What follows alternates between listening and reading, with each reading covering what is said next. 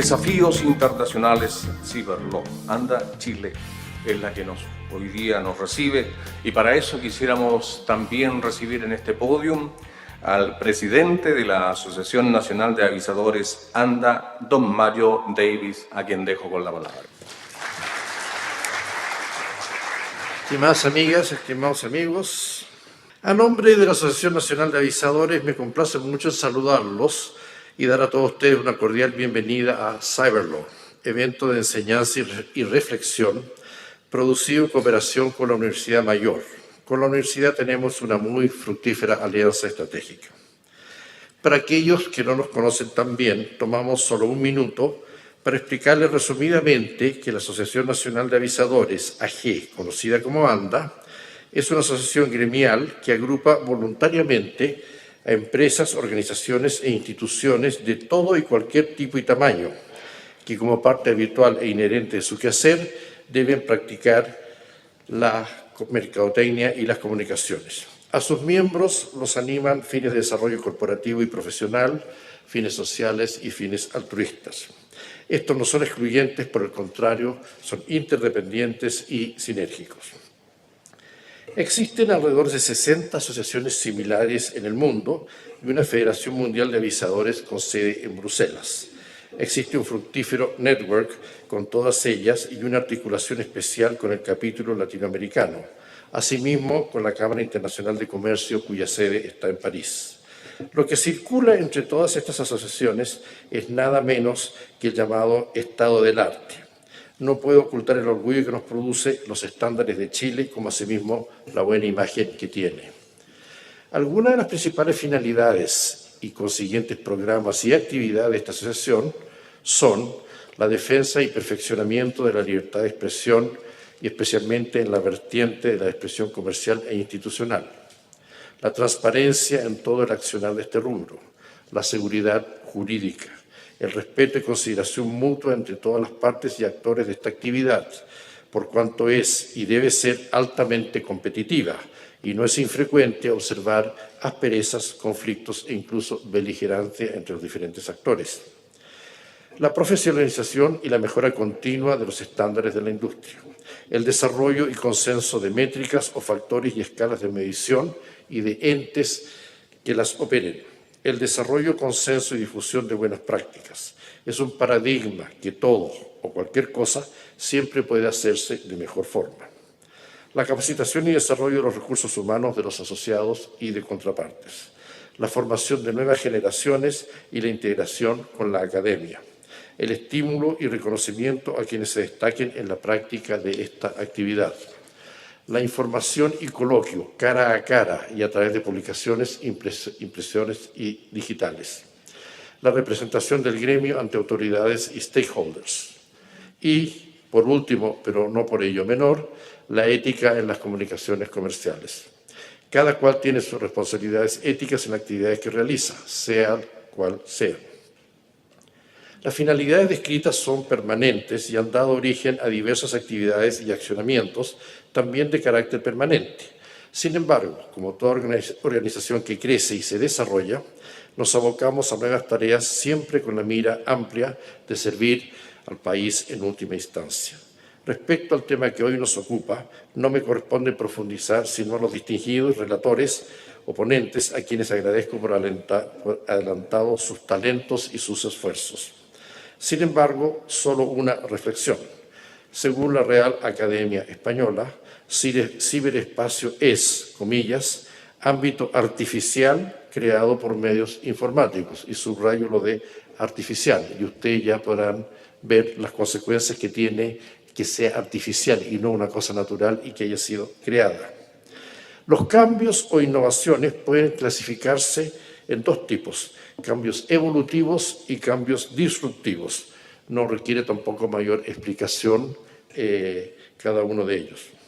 Lo que el ciberespacio ha significado de la mano con la nanotecnología y la miniaturización, la capacidad y velocidad de procesamiento y almacenamiento, la transmisión vía satélites y otras, es quizás la mayor disrupción en la historia de la humanidad, por lo menos hasta ahora.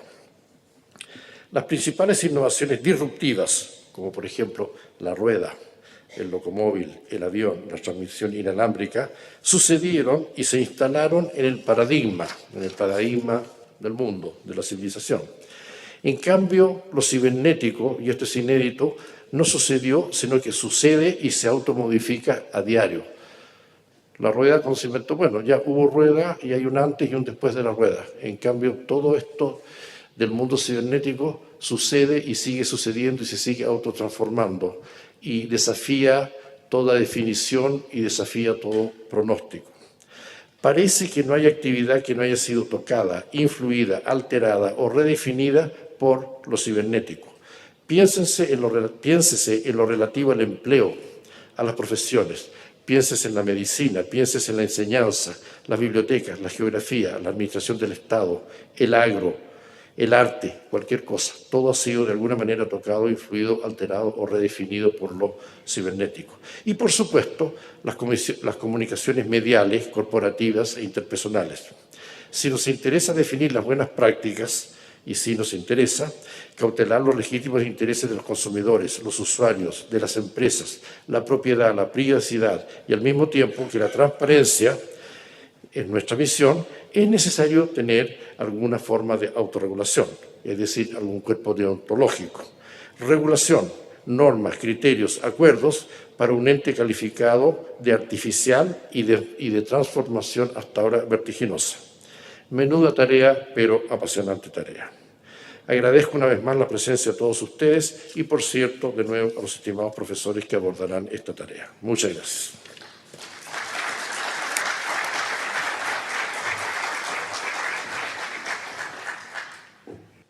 Muchas gracias, don Mario Davis, presidente de la Asociación Nacional de Avisadores. Vamos con el primer tema de esta tarde, derecho a la información en el contexto digital. Quisiera invitar a que suban este estrado para compartir con nosotros al doctor Ignacio Bell. Le damos un aplauso de bienvenida.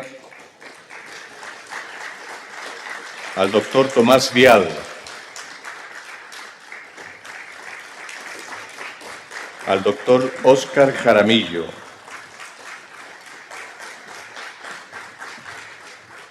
La moderadora para este primer tema va a ser la señora Lucía Castellón, a que le damos también un aplauso de bienvenida.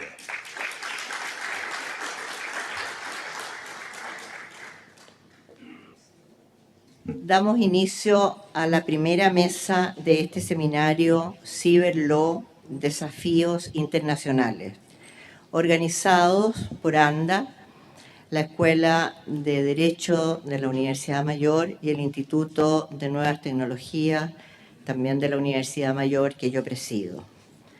Damos la bienvenida al profesor Ignacio Bell, al doctor Tomás Vial, al doctor Óscar Jaramillo, que integran este panel. La dinámica va a ser una conferencia de media hora del profesor Bell. A continuación, don Tomás Vial y Óscar Jaramillo en 15 minutos van a comentar, desafiar al profesor Bell, poner los temas para que después tengamos preguntas del público y poder interactuar, ya que, como ustedes saben, las nuevas tecnologías y el nuevo paradigma de la comunicación ya no es solamente que haya un emisor, sino que la comunicación se ha convertido en algo bidireccional y dinámico, por lo tanto es súper importante también la participación de ustedes. Antes de pedirle al profesor Bell que comience su exposición, lo quiero presentar. Nos une una larga amistad. Ellos, de la Universidad Complutense, con nosotros hemos trabajado por muchos años en la formación de comunicadores y sobre todo en el tema de derecho a la información. Él se va a extender más sobre ese tema. El doctor Bell es licenciado en Derecho de la Universidad de Santiago de Compostela, director de Ciencias de la Información de la Universidad de Navarra, profesor titular de Derecho a la Información en la Facultad de Ciencias de la Información de la Universidad Complutense. Ha impartido las asignaturas de Ética en el máster de la Universidad Complutense durante 15 años. Es director de comunicaciones del IES, donde es gerente del CIECO, Centro Internacional de Empresas de Comunicación en Madrid, así como asesor de diferentes empresas en el campo de la comunicación. Ha publicado varios libros, investigaciones y es un invitado frecuente a seminarios internacionales. También quiero presentar a don Tomás Vial Solar. Él es licenciado en Ciencias Jurídicas de la Universidad Católica de Chile, máster en Derechos Humanos de la Universidad de Notre Dame de Estados Unidos, magíster en Derecho Público, mención Derecho Constitucional, Pontificia Universidad Católica de Chile, PhD, University College of London, jefe de Departamento de Derecho Público de la Escuela de Derecho de la Universidad Andrés Bello y profesor de la misma cátedra en la Universidad de Hugo Portales. No puedo dejar de comentar la profunda satisfacción también que me invade de presentar a don Óscar Jaramillo. Él fue mi alumno, después ha sido mi partner en investigaciones, en publicaciones, actualmente es profesor en la Escuela de Periodismo de la Universidad Mayor y en otras universidades, además de doctor en Derecho a la Información de la Universidad Complutense de Madrid, y es una persona, un estudioso en el tema de las nuevas tecnologías. Así que le pido al profesor Mel, que tiene media hora, no necesitaría avisarle, para que parta con su presentación. Bueno, quisiera en primer lugar agradecer, como es lógico por otra parte, a las dos instituciones universitarias que han organizado este curso, de la Universidad Mayor, la Facultad de Comunicación y la Facultad de Derecho, y también muy especialmente a don Mario Davis, presidente de ANDA, que sin él seguro que este seminario no hubiera sido posible. A los tres les doy mi agradecimiento. Le aseguro, don Mario, que este tema es más difícil que cruzar este espacio de barro, pero intentaré hacerlo lo mejor posible para que mis examinadores no me suspendan. Se inscribe el tema que me ha sido asignado, el derecho a la intimidad y a otras amenazas a los derechos personales, en el ámbito del derecho a la información, y más concretamente en su relación con las nuevas tecnologías y los desafíos internacionales del ciberderecho. La verdad es que analizar este tema entraña una gran dificultad, yo creo que por tres causas fundamentales. Primero, por la dificultad propiamente de definir los conceptos que entran en liza, porque todos ellos tienen una fuerte carga de subjetividad porque afectan a los derechos de la personalidad. En segundo lugar, porque el hecho de que algunos de ellos constituyan una verdadera amenaza a la información, a los derechos fundamentales de la persona. Y en tercer lugar, y también de eso se hablará, creo yo, por lo que tengo entendido bastante en estas sesiones, a la falta de formación, sobre todo en el campo ético, sean periodistas o no sean periodistas, en definitiva, de los protagonistas de las informaciones. Otro grave problema, que sin duda engloba de alguna manera a los tres que he citado, es la falta de una respuesta jurídica a los desafíos que las nuevas tecnologías, ya por otro lado no tan nuevas, nos presentan en el ámbito de los derechos personales en relación con estas nuevas formas de transmisión. Ello es cierto, pero me atrevo a afirmar que mientras en los tres primeros desafíos que les he comentado caben soluciones más o menos globales, más o menos seguras, no ocurre lo mismo en el campo del derecho, porque por su propia naturaleza el derecho es lento, tiene una característica de lentitud endémica en la solución de los problemas y además cuando se atreve a darlas o bien se queda especialmente o excesivamente parcial o incluso rápidamente se queda desfasada. Solo un ejemplo, referido a mi país. La actual Ley de Protección Civil del Derecho al Honor, a la intimidad personal y familiar y a la propia imagen del año 1982, nació ya en su momento incompleta en sus conceptos, superada por los hechos y desfasada por la realidad tecnológica. Y, sin embargo, desde ese año no hemos sido capaces en España de cambiarla, de modificarla, de mejorarla y de ponerla al día. Para terminar el cómputo de problemas que inciden en el tema que estamos empezando a analizar, me gustaría referirme a otro concepto de indudable dificultad, como es el interés público.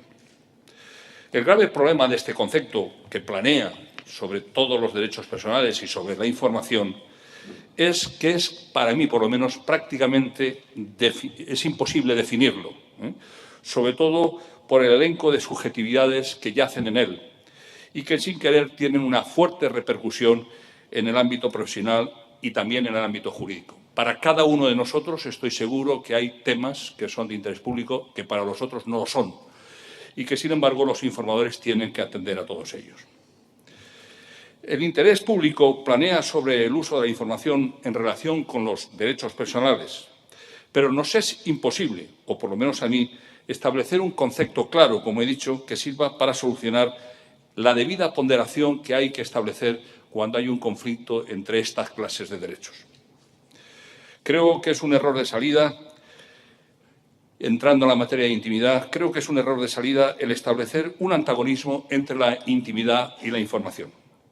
Además, ello nos llevaría a una idea equivocada, pero muy extendida y para mí peligrosa, como es el considerar a la intimidad como un límite a la información. Si planteamos la intimidad desde esa perspectiva, creo sinceramente que estamos en un camino equivocado, que nos lleva a la destrucción parcial o total de su verdadero sentido en relación con la información. El derecho a la información, como cualquier otro derecho fundamental, no tiene límites, conceptualmente hablando. No se puede cercenar a priori qué es lo que refleja el concepto de límite. El derecho a la información, como los restantes derechos, pueden ser excluidos en su uso en puntuales circunstancias o pueden ser excepcionalmente sometidos a otro determinado derecho, pero sin perder su valor absoluto. Pongamos un ejemplo. Si en un momento dado y después de realizar una ponderación basada en el derecho y la ética, un periodista decide no publicar una información, una noticia a la cual tenía derecho el público de conocer, por entender que hay otro derecho, pongamos que el honor, que prevalece en ese momento sobre la información, ¿podemos afirmar que el derecho a la información de ese periodista ha desaparecido? ¿Podemos afirmar que ese periodista está limitado en su derecho a la información? Yo pienso que no. Podremos decir que excepcionalmente en esa ocasión no ha podido o no ha debido ejercerlo. Pero el problema del concepto de límite es su propia idea genérica y la necesidad que siempre haya un agente externo que establezca el límite. Y a mí, personalmente, los agentes externos, que suelen ser parte del Estado, en establecer esos límites, siempre me han dado mucho miedo. Y me lo siguen dando. Este problema es correlativo al concepto de libertad y derecho. Nos empeñamos en seguir hablando de libertad de expresión, de libertad de prensa, cuando tenemos un concepto mucho más importante, mucho más rico, desde 1948, con la Declaración Universal de Derechos, que es el término derecho, derecho a la información. La libertad es el atributo que tiene el ser humano para desarrollar sus derechos, pero lo importante es que desde que nace hasta que muere, sus derechos son inalienables, inmutables e irrenunciables. Se le podrá cercenar la libertad, pero nunca el derecho. Por eso el papel del Estado es doble: reconocer y potenciar los derechos humanos y establecer los mecanismos externos de libertad para que esos derechos se puedan desarrollar. ¿Cuáles son esos derechos a los que se refiere el título de la ponencia? Reduciendo a los principales, me atrevería a enumerar los siguientes: la intimidad personal, la vida privada y familiar, el honor, la propia imagen y el secreto de las comunicaciones. Y, sin embargo, en el campo de las amenazas, un poco más extensos, citaría la censura, expresa o encubierta, la falta de libertad individual, la prepotencia del Estado, por ejemplo, en el uso y abuso de los secretos oficiales, el abuso de la informática a través del mal uso de las bases de datos, la falta de una legislación adecuada, el incumplimiento por las normas, por ejemplo, en todo lo relativo al secreto sumarial. La parte que me corresponde analizar no es tanto los derechos amenazados, salvo la intimidad, sino la amenaza a los derechos personales, por lo que hablaré sobre todo de este segundo grupo de peligros.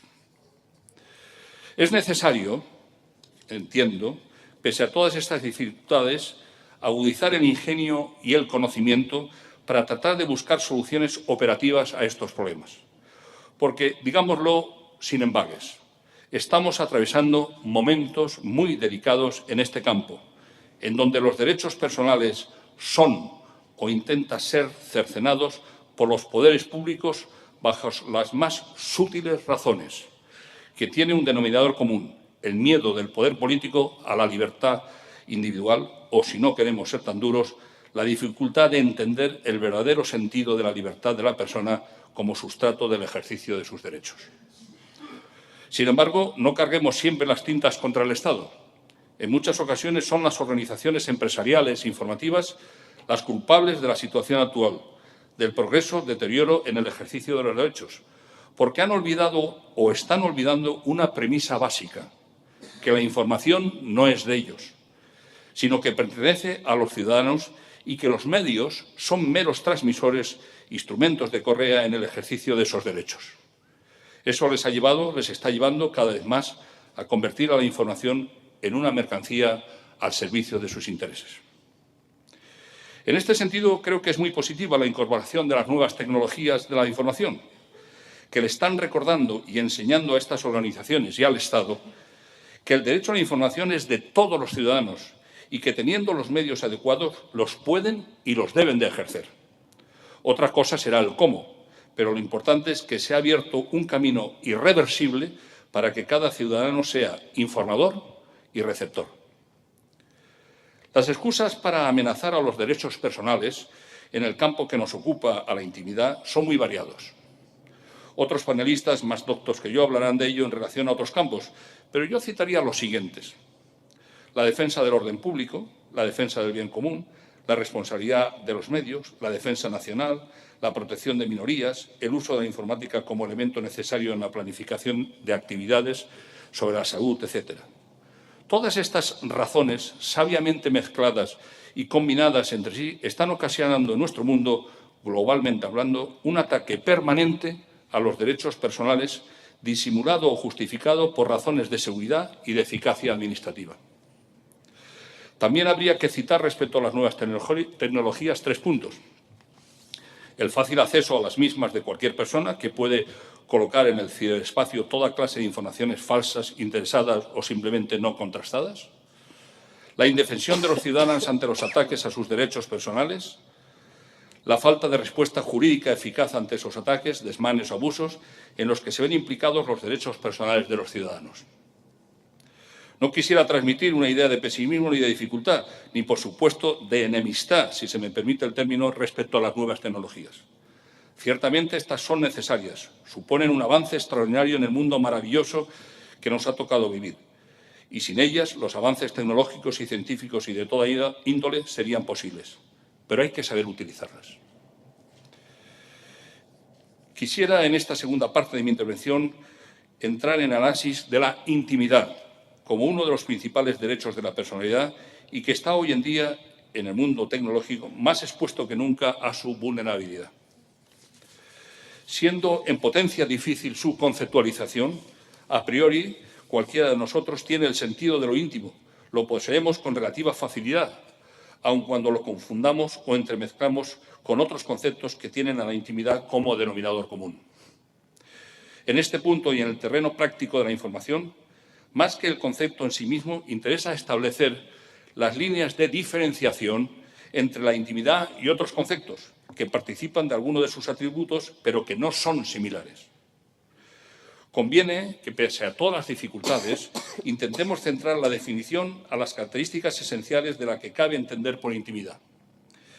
Me estoy refiriendo en este caso a la intimidad personal, como reza el título de la sesión, porque entiendo, y ya con ello creo que aclaro mi postura, que la intimidad no se puede entender más que de la perspectiva de la personalidad de cada uno, de la intimidad, que la intimidad empieza y acaba en uno mismo y que no cabe proyectarla hacia los demás, porque todo ello, y en esto estoy en plena sintonía con mi maestro de Santes, lo que es conocido voluntaria o involuntariamente deja de pertenecer al mundo de la intimidad para pasar, en todo caso, al campo de la vida privada. La regla esencial en este punto es la voluntad personal. Solo ella y nada más que ella tiene la autoridad para poder compartir la intimidad. Cuando uno no es dueño absoluto de sus intimidades, no podemos hablar en sentido estricto de intimidad. Por ello, cuando un miembro de la familia permite el conocimiento ajeno de aquello que es propio al conjunto de la familia, los restantes miembros quedan indefensos, no son dueños de la acción del conocimiento. Por ello, comparto la idea del profesor de Santes, que afirma que intimidad hay muy poca, que fundamentalmente lo que hay es vida privada. Siguiendo en este campo de los derechos personales, cito en este sentido unas palabras de Santes y Soria, otro autor especialista en estas materias. A diferencia de otros ordenamientos jurídicos, dicen ellos, comparados, la Constitución española y las leyes que de ella han partido reconocen y protegen el derecho a la intimidad, no el derecho a la vida privada. Se ha producido así en el juzgador una especie de inflación de lo íntimo que lo ha devaluado. Y, sin embargo, como digo, casi todo a lo que se refiere en los casos prácticos que las sentencias del Tribunal Constitucional Español han estudiado se refieren más que nada a la vida privada que a la intimidad. Lo secreto, afirman, es lo separado, lo aislado, aquello que no se conoce, pero que se tiene por no, aquello que se conoce, pero que se tiene por no conocido, que se deja aparte como si no existiese a efectos de comunicación.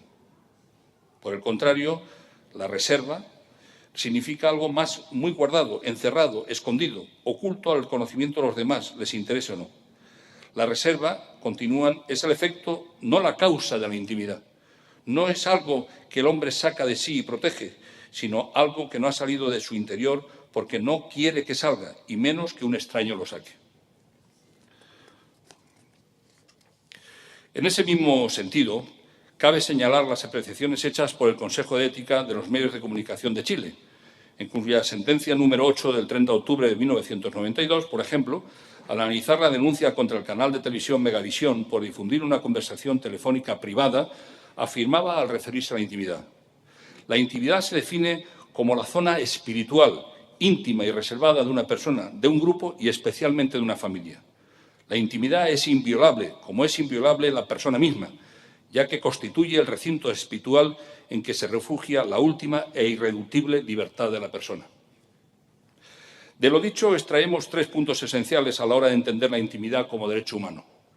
Su definición como derecho de la personalidad es más como parte del núcleo más cerrado e íntimo de la personalidad, el carácter excluyente en relación al conocimiento ajeno y la pérdida de su nota esencial en cuanto su contenido trasciende al exterior, sea voluntaria o involuntariamente. Estas 3 ideas nos permiten enunciar algunas de sus notas esenciales, que podemos resumir en las siguientes. La intimidad es algo propio exclusivamente del hombre. El hombre crea y para ese acto de creación necesita la intimidad. La intimidad es la fuente oculta donde nacen las ideas que, como tales ideas o convertidas en valoración de hechos, es decir, los juicios y las opiniones, constituyen el punto de proyección para la comunicación libre. La intimidad es el filtro que permite al hombre seleccionar libremente las influencias exteriores y edificar su propio ser de hombre, lo que llamamos personalidad en términos jurídicos. Una cuestión necesaria de plantear para perfilar el concepto de intimidad en su verdadero sentido es el de separar de otros términos que en muchas ocasiones se utilizan como sinónimos y no lo son. Me refiero en concreto a la vida privada o privacidad.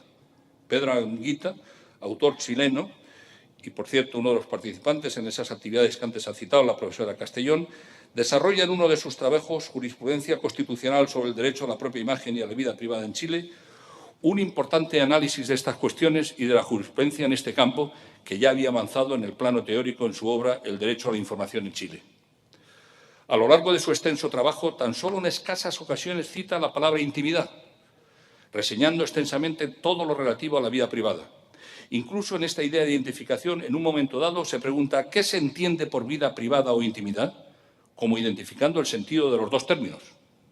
Sin embargo, en líneas posteriores aplica la distinción adecuadamente al señalar que el razonamiento judicial en torno a estas preguntas suele resolver la compleja discusión en las democracias contemporáneas sobre los ámbitos de lo íntimo, de lo privado y de lo público, estableciendo así los 3 campos que son diferentes.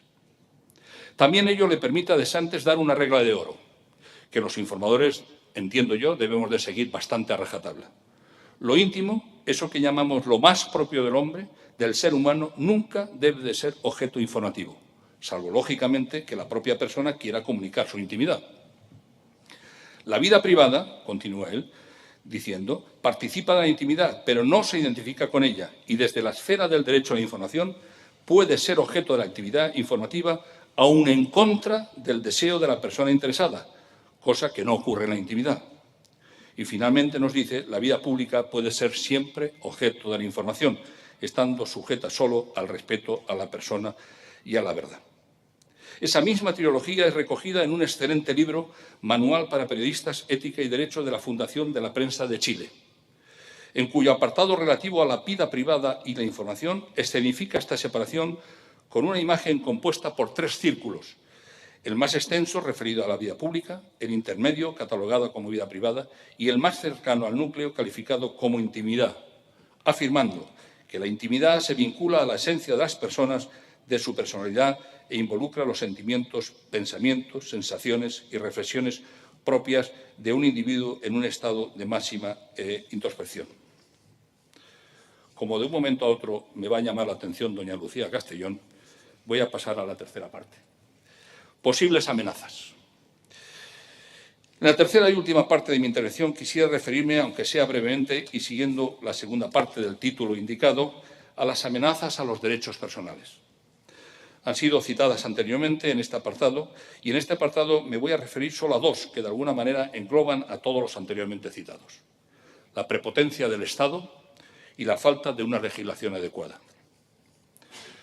Vivimos, en el primer tema, la prepotencia del Estado, vivimos, hablando en términos generales, por lo tanto no me refiero a ningún país en concreto, en una época en donde el ojo vigilante del Estado está alcanzando niveles realmente alarmantes.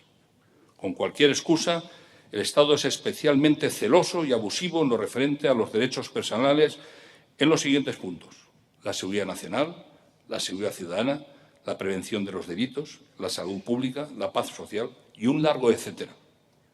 Con esa actitud, el Estado está cercenando con claridad los niveles y ámbitos de libertad individual y colectiva que merecen los ciudadanos. Las llamadas cámaras de vigilancia son uno de los muchos ejemplos que podríamos poner. El papel del Estado debe ser claramente subsidiario de aquellas acciones e iniciativas a las que no llegue la iniciativa privada y sean necesarias al bien común. Sin embargo, en el campo informativo, al menos en mi país, sigue teniendo una presencia abusiva tanto en la posesión como en la concesión de medios informativos a terceras personas. Ello no es un ataque directo a la intimidad, pero sí indirecto, y sobre todo parte de un enfoque equivocado. En vez de pensar de cómo puedo aumentar y multiplicar los espacios de libertad, se dedica a reducirlos, a ampliar el espacio vital del Estado. Y con ello reduce el ámbito de los derechos personales, entre ellos el de la intimidad. El Estado, y así lo proclama la Constitución española, precisamente en la parte de los derechos que estamos analizando, está llamado a reconocer y proteger los derechos fundamentales. Ni los ha creado él, ni los otorga él, ni los regula en su verdadero contenido él. Cualquier acción que se inmiscuya en ese punto es ni más ni menos que un acto de censura. Y la censura sí que es un ataque a la intimidad. Puede parecer extraño esta afirmación. ¿Por qué una censura afecta a mi intimidad? Bien sencillo. Si recordamos las sucesivas definiciones que hemos dado de intimidad, la censura impide que me lleguen adecuadamente las informaciones que son a su vez las que me hacen crear en mí mismo las ideas, las opiniones, los sentimientos, los pensamientos que son propios de mi intimidad. De ahí mi afirmación. Por lo tanto, la censura, cualquier censura, externa o interna, supone un ataque frontal a los derechos personales y el primero de ellos a la intimidad. Las nuevas tecnologías y con ello la falta de regulación legal.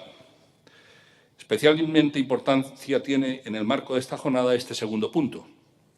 Voy a ser parco en palabras porque el panel de profesores Cotino, Corredoira y el profesor Pfeiffer tratarán con mucho más fundamento que yo concretos peligros que supone este campo. Permítanme ellos y ustedes, sin embargo, algunas reflexiones desde el punto de vista del derecho a la información. ¿Son las nuevas tecnologías un peligro para la intimidad y, en general, para los derechos personales? Como es lógico, la respuesta no puede ser un sí o un no. En pura teoría, las nuevas tecnologías no son más, sin ningún afán definitorio, que un sistema de comunicación a través de las cuales circula la información. Desde ese punto de vista, Internet, las redes sociales, etcétera, no son más que nuevos medios y no podemos afirmar que supongan un peligro para los derechos personales en general y la intimidad en particular. Su peligro está en el buen o en el mal uso. Sin embargo, sería falso el negar que hay una serie de características que diferencian este medio, estas tecnologías, de los anteriores sistemas y que le hacen diferente. Las centraría en 2 puntos a efectos de nuestro discurso: el fácil acceso al sistema y la casi nula legislación existente. En relación con el primero, Internet contiene características totalmente diferentes a los anteriores medios citados: la absoluta facilidad de acceder al medio por su carácter prácticamente gratuito. De ahí, lógicamente, se deducen muchos peligros para las cuestiones que estamos tratando. Enumeraré algunas sin entrar en su desarrollo por problemas de tiempo, de espacio y de Lucía Castellón. El desconocimiento generalizado de las exigencias jurídicas de respecto a los derechos personales ajenos por falta de formación en esos extremos. El abuso informativo. El lanzamiento del rumor como noticias, o mejor dicho, el uso del rumor sistemáticamente como noticias propio de algunos confidenciales. El no contrastar las noticias, el anonimato, la falta de formación periodística. Cualquiera se supone buen informador. La segunda y última característica que me gustaría tocar brevemente es la falta casi completa de normativa jurídica en este campo. Es evidentemente un grave problema que además tiene, a mi modo de ver, el peligro de pensar que jamás se podrá llegar a soluciones prácticas, ya que el fenómeno de la red ha desbordado totalmente el campo jurídico. Tan solo en algunos temas relacionados con el mundo económico, el derecho ha hecho avances legislativos en la red. Otra cosa es la persecución de delitos ya establecidos que son buscados, localizados y juzgados en las vías procesales ordinarias. Volvamos, por tanto, casi al principio. Las leyes pueden ayudar, pero será básico en esta búsqueda de soluciones el desarrollo de la ética, el fomento de la formación ética en la sociedad y el acompañamiento de una adecuada legislación. Pensar que solo el derecho lo va a solucionar todo me parece una utopía. Soy un ferviente partidario de la formación ética, de los informadores y de rearmar a la sociedad en el campo ético. Solo así creo yo que podremos encontrar soluciones. Hace tiempo que junto a la profesora Corredoira en el doble campo del derecho a la información y las nuevas tecnologías, y más recientemente con el profesor Lorenzo Cotino, estamos trabajando a fondo en este tema de los derechos personales en relación con las nuevas tecnologías, en un doble sentido, en la base jurídica permanente y en las respuestas desde estas nuevas técnicas que tanto preocupan. Concluyo mis palabras con la esperanza de que seminarios como este y otras iniciativas que podemos llevar a cabo den debida respuesta a los temas planteados. Muchísimas gracias por su atención.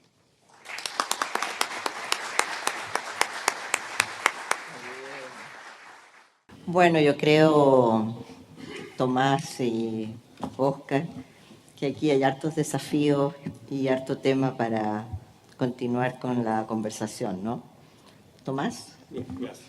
Primero, mi agradecimiento a la Asociación Nacional de Avisadores y a la Universidad Mayor por la invitación a comentar la ponencia del profesor Bell.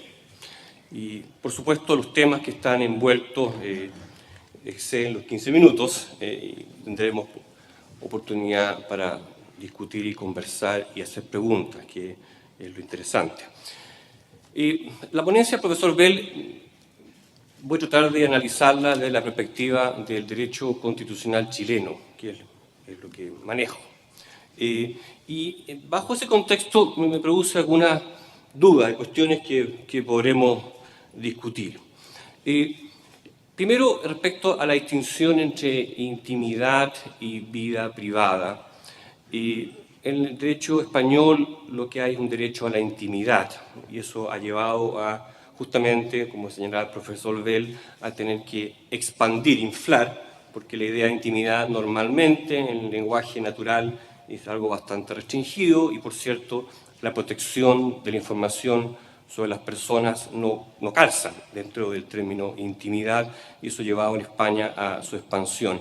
Pero en nuestro derecho constitucional, lo que existe es el derecho a la vida privada. El 19, número 4, esa es la garantía.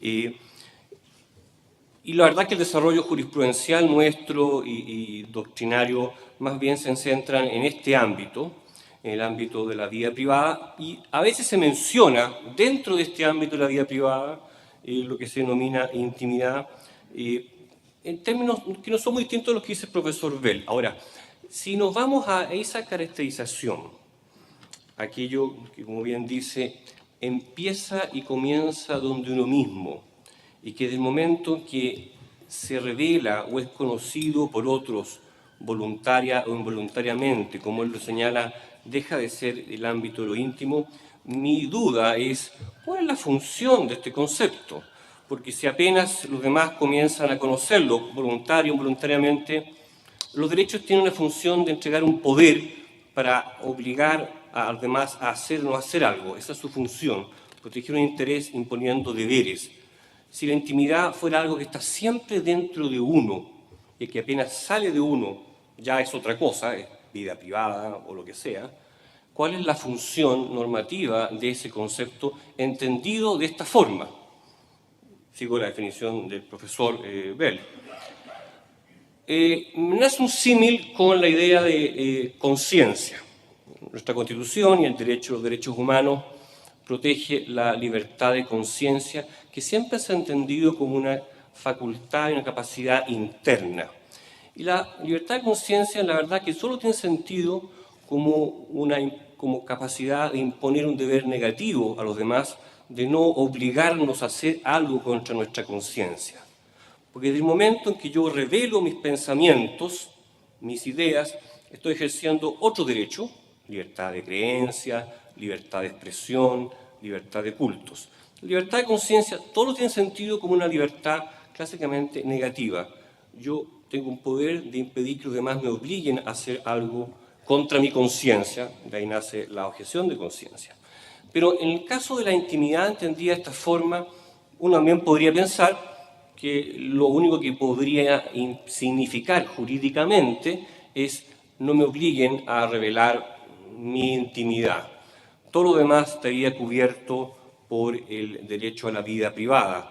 Y entonces, desde la perspectiva de la libertad de expresión, del derecho a la información, el derecho interesante es el derecho a la vida privada, en la cual, efectivamente, como señalaba el profesor Bell, la jurisprudencia comparada, la española, son siempre asuntos de vida privada, y es también lo que sucede en nuestra jurisprudencia constitucional, es decir, temas sobre información económica, sobre actividades de las personas en relación a otros, incluso en la vía pública, es decir, todos aspectos que claramente no están involucrados dentro del término intimidad, ¿no? Entonces, ahí tengo una duda sobre cuál es la función normativa de este término en general, y por cierto, en nuestro derecho, la verdad es que tenemos una garantía que es más amplia, ¿no?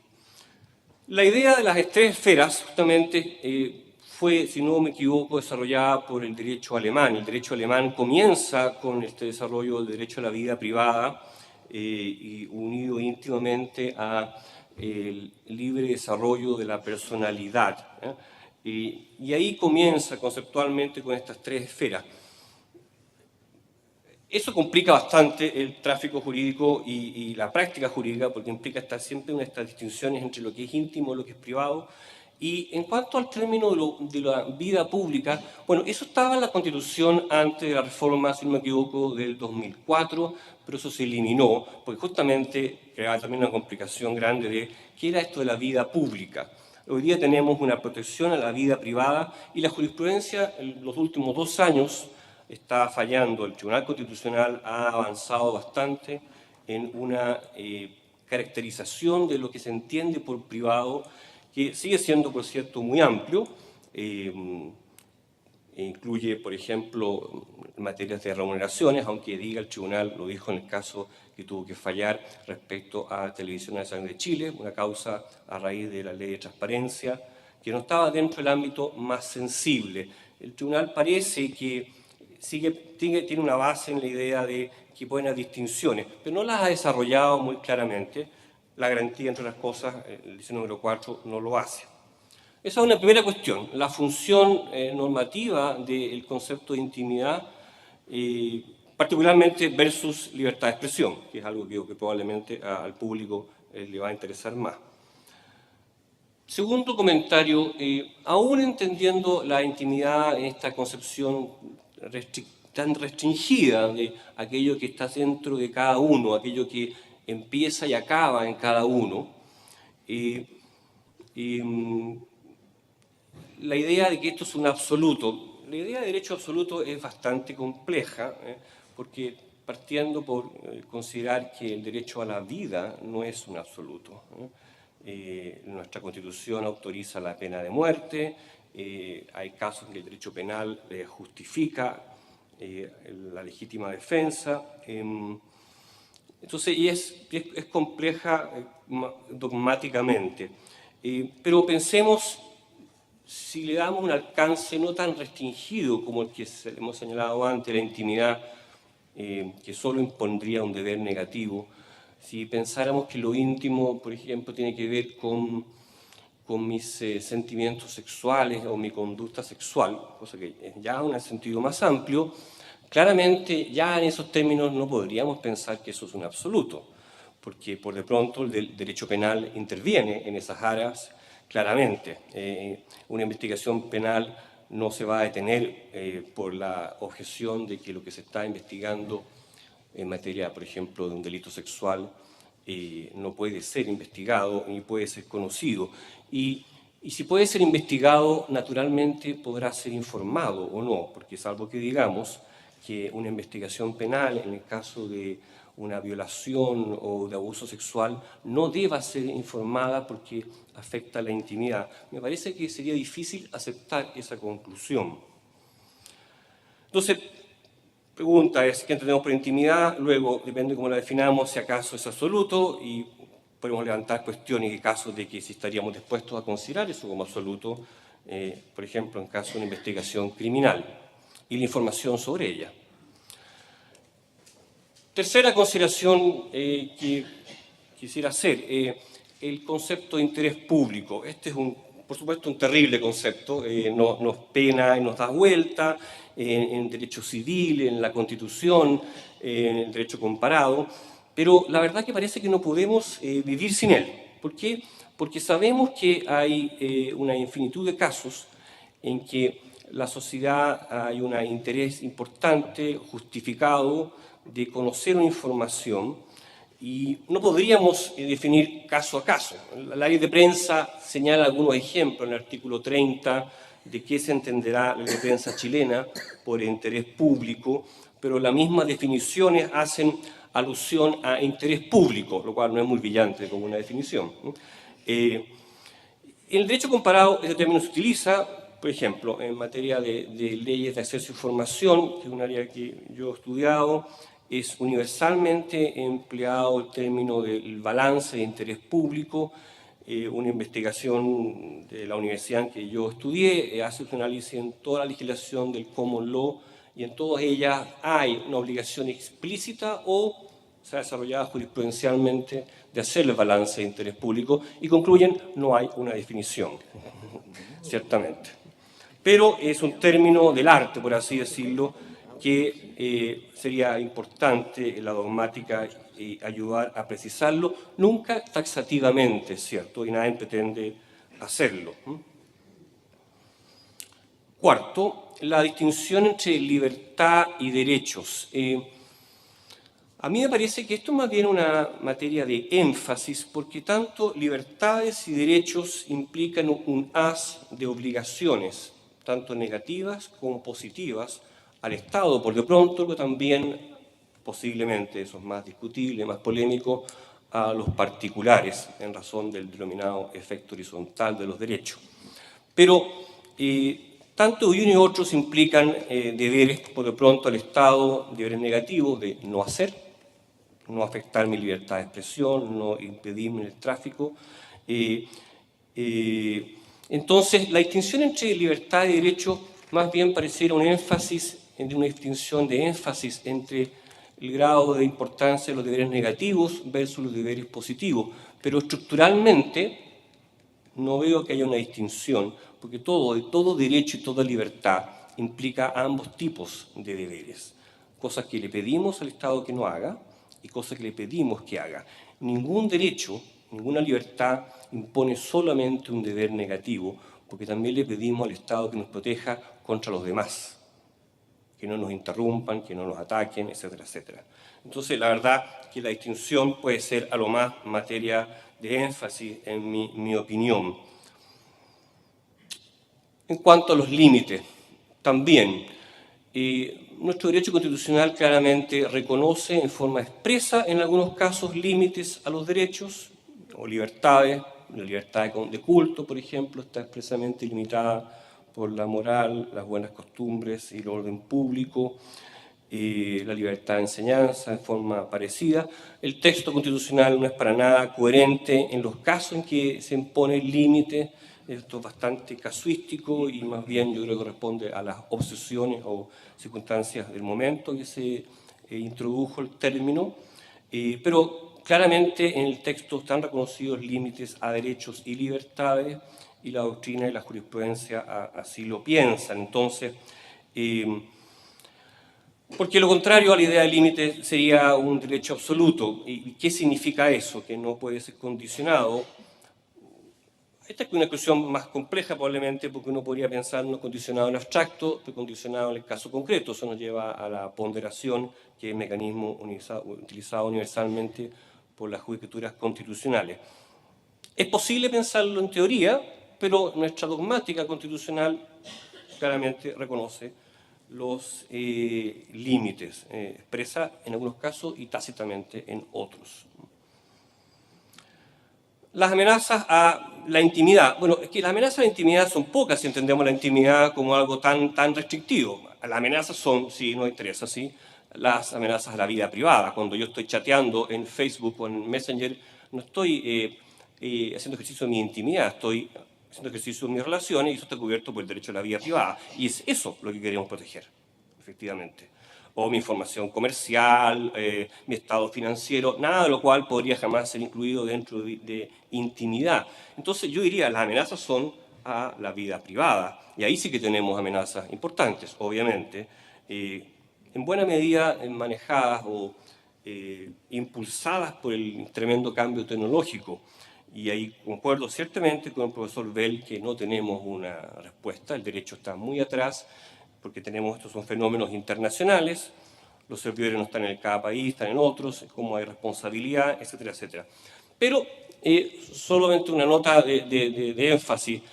Ciertamente que a la vida privada, entendido ahora sí, el Estado, por razones de seguridad, eso se ha expandido tremendamente después de 2001, en la raíz de ataque en Estados Unidos, es una amenaza a estos aspectos. Pero si pensamos en Facebook, pensamos en las redes sociales, ¿no?, que es del ámbito creado por la tecnología, la amenaza no solo está bien el Estado, sino que también de los intereses económicos. La pesca de información con razones económicas que permite ir creando un perfil del individuo y eso se vende, por supuesto. Hay un mercado que es ilegal, por lo menos en Chile, pero no hay muchas formas de controlarlo. Entonces yo agregaría el interés económico es también una amenaza a la vida privada en el contexto de las redes sociales vigentes.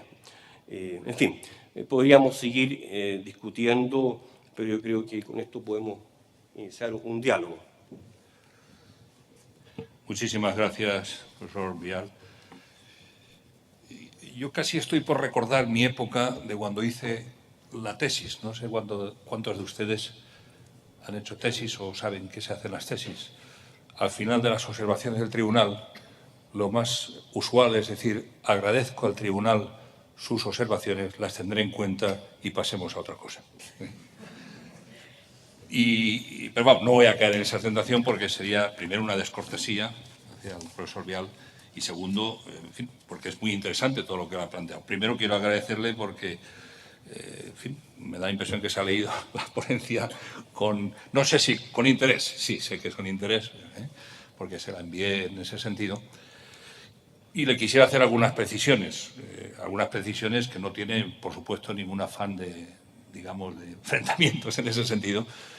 Primero le quería hacer la precisión de que yo no quiero hablar de Chile, quiero decir, no hablo desde la óptica de la Constitución de Chile, ni de la jurisprudencia de Chile, etcétera, etcétera, sino que me he querido mantener en una ponencia que he tenido que resumir, como él bien sabe, por razones de tiempo y por mandato de Lucía Castellón, pues he tenido que reducir y la reducción siempre impide explicar algunas cosas que ahora haré, aunque sea brevemente, ¿no? Salteando un poco las cosas que ha dicho el profesor Vial y agradeciéndole profundamente sus observaciones, claro, hay algunas cuestiones que son digamos, de pura... Dogmática. Sí, no, y aparte dogmática, de puro concepto personal. Quiero decir que puede uno pensar una cosa y puede uno pensar otra. Por ejemplo, en el concepto absoluto o no absoluto de los derechos. Es una vieja discusión también en el mundo jurídico, ¿no? Y yo parto de una premisa bien clara, que los derechos son absolutos. Lo que pasa es que eso, dicho así, da a entender de que es una barbaridad. Entonces, por eso se necesita el matiz, que lo he intentado exponer brevemente, en el sentido que yo lo que creo es que el derecho siempre permanece. Lo que ocurre es que en ocasiones, y ahí sí que en los temas de información el juez tiene obligación de ponderar caso por caso, en ocasiones ese derecho desaparece, pero teóricamente el informador lo sigue teniendo. Y en el ejemplo que he puesto lo he querido expresar así. O sea, yo si no puedo, digamos, dar una noticia, no es que tenga limitado mi derecho a la información, es que el derecho al honor de esa persona en ese momento prevalece y yo, éticamente, jurídicamente si se quiere, decido no ejercer ese derecho. Pero mi derecho interno sigue siendo absoluto. Eso es lo que quiero, y creo que estaríamos de acuerdo en ese enfoque. El interés público. Yo creo que este es uno de los términos más complicados que hay en el mundo. Yo me refiero al mundo de la información, lógicamente.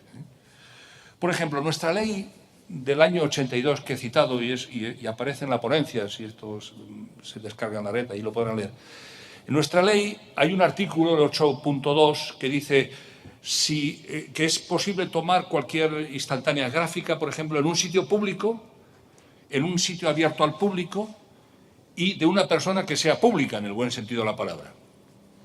Pues bien, en nuestro país hubo una sentencia célebre, que en mi país hubo una sentencia célebre porque en un sitio público, una hermosa discoteca, una señorita, también hermosa, se ha dicho de paso, que entonces estaba muy en el candelero en la vida española, pues se le olvidó aquel día ir vestida totalmente en sus prendas íntimas. Y se tomaron unas fotografías que fueron publicadas y difundidas de una manera absoluta. La revista fue condenada en una primera instancia, fue absuelta en una segunda y condenada finalmente en el Tribunal Constitucional. ¿Por qué? Porque el juez, creo que con buen sentido, pese a que la revista defendía que había un gran interés público porque había pasado de vender 200.000 ejemplares a 2 millones, el juez dijo que eso era morbo, que no era interés público. El componente ético es básico, la ética es básica, porque el derecho no nos va a dar soluciones, o es muy difícil que nos dé soluciones. Sin embargo, el componente ético, la formación ética, el autocontrol o la autorregulación, como prefiere hablar mi amigo Hugo Aznar, sí que puede dar soluciones y sí que debe dar soluciones. Otra palabra complicada, ya he dicho que los conceptos eran complicados, es la palabra límite. ¿Por qué a mí el límite me parece peligroso? Y no me gusta hablar de límite. Porque el límite conlleva la idea de la generalidad, de lo genérico. Y yo creo que limitar genéricamente un derecho como es la información es peligroso. Se podrá, y utilizo la palabra adrede, limitar en un momento dado. Pero establecer a priori límites genéricos tiene varios problemas que a mí me parecen peligrosos. Primero, ¿quién limita? Pues la tendencia del Estado es limitar. De todos los Estados. A lo mejor el chileno no lo sé. En fin. De todos los Estados es limitar. Es tender a que cada vez haya más secretos, que cada vez haya más límites, a cercenar, en definitiva, la información. En segundo lugar, el tiempo. ¿Hasta cuándo dura ese límite? Porque en muchas ocasiones, por lo que yo he vivido, y en fin, alguna experiencia tengo como director de periódico, yo recibía cada 6 meses un papel del Ministerio de Información y Turismo, estoy hablando de la época de la dictadura del general Franco, un papel que decía no se puede hablar de la Universidad, del Sáhara y no sé de qué otra cuestión. Y a los 6 meses el mismo papel. Y del País Vasco, perdón, porque estaban todos los fenómenos del terrorismo. Entonces, la pregunta era, ¿pero no puedo decir que existe el País Vasco? ¿No puedo decir que existe el Sáhara? O sea que el problema del límite es que el limitador tiene una tendencia a expandirse tremenda, ¿no? Y por eso a mí me parece un término en ese sentido peligroso. Prefiero hablar de la palabra excepción, de la excepción. Estoy de acuerdo con el profesor Vial que la función normativa, el primer tema que ha tocado, respecto a la intimidad es escasa. Es escasa si se acepta mi concepto. Si no se acepta mi concepto puede ser todo extensa que sea, evidentemente. Pero es escasa porque el concepto de intimidad lo es, pero no es inexistente, sino que es real. Hay una legislación en ese sentido. Le quiero hacer una precisión. Veo que conoce la ley española de protección al honor. Nuestra ley realmente, aunque habla de intimidad, luego no se refiere a la intimidad, se refiere a la vida privada. Y todo el artículo 7º es de vida privada, en definitiva. Y en eso, por eso he dicho antes que eso ha permitido que la vida privada se expanda y la intimidad quede muy, muy reducida en ese sentido, ¿no? Y luego, finalmente, por no extenderme más, el concepto de libertad y derecho, que es un tema también me parece apasionante. Yo, sin embargo, ahí sí que difiero totalmente del profesor Vial, en el sentido de que no creo que sea una cosa de puro énfasis solo, sino que a mí me parece un tema muy importante, porque, si me permiten contarles un chascarrillo que cuento también a mis alumnos, no sé si ilustra, pero yo siempre les cuento esta anécdota familiar, ¿no? Cuando yo tengo 4 hijos que han sido lógicamente pequeños, ahora ya son mayores. Y como todos los hijos, su obligación es hacerle un poco la vida imposible a sus padres. Y en los años en que tenían 16, 17, 18 años, no sé si se producía este fenómeno, siempre los sábados se planteaba una misma discusión en mi casa sobre la hora de vuelta de salida por la noche. Y entonces empezaba un diálogo que más o menos era: papá, ¿a qué hora podemos volver? A la 1. Hombre, pero si a la 1 casi no hemos salido. A las 6 de la madrugada. No, bueno, a las 6 es imposible. Y nos íbamos acercando posturas, hasta que yo me ponía firme. Y entonces uno de mis hijos siempre saltaba diciendo: papá, es que yo tengo derecho a salir. Y yo digo: ¿me puedes enseñar el artículo de la Constitución donde dice que tienes derecho a salir por la noche los sábados? Eso es una libertad que te doy yo. No tienes ningún derecho. Tienes derecho a que yo te dé educación, a reunión, lo que quieras, pero a salir, eso es una libertad que te doy yo. He de decirles que yo tengo una fama un poco de fiebre en mi casa en ese momento, evidentemente.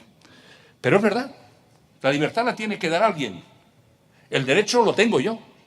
Entonces, yo prefiero 10.000 veces más tener el concepto claro de derecho, referido a la información, como siempre digo, tener el concepto de derecho como elemento básico. Lo que le exijo al Estado es que me dé los componentes de libertad para poder ejercitar ese derecho.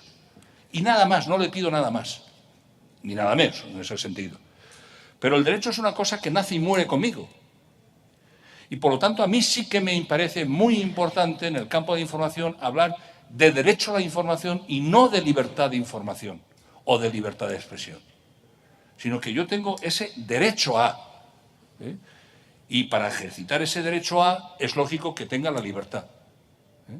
Y aún en ocasiones, en una dictadura, sea de derechas o de izquierdas, en donde no hay libertad, yo sigo teniendo mi derecho. Lo que pasa es que no lo puedo ejercitar. Pero el concepto lo tengo.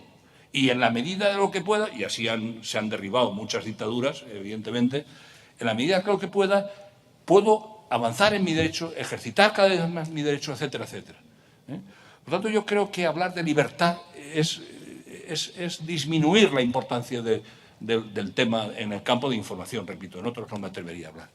No sé si me he dejado algo, si me he dejado algo comentar, le pido excusas. Ahora le cedo la palabra a don Óscar Jaramillo, que se va a referir un poco al tema de las TICs y estos temas del derecho a la información y la intimidad. Buenas tardes. En primer lugar, quisiera agradecer a don Mario Davis, presidente de ANDA, Lucía Castellón, decana del Instituto de Comunicación y Nuevas Tecnologías de la Universidad Mayor. Sí. Y agradecer también, y creo que la gente no tiene por qué saber también, a mi profesor, don Ignacio Bell. Don profesor Bell, dentro de su presentación, se hace una pregunta que dentro de la, podríamos llamar, la relación entre la tecnología y la ética y el derecho a la información es bastante central, que quisiera yo un poco comentar.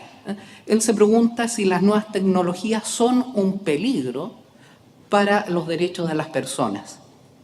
Y después, ¿qué hace? Él habla y dice de que es necesario una gran necesidad de formación ética. Al decir esto, quiero comentar que un poco la mirada que quiero establecer rápidamente, debido al poco tiempo que tenemos, es más bien desde el punto de vista ético, deontológico, desde esa mirada.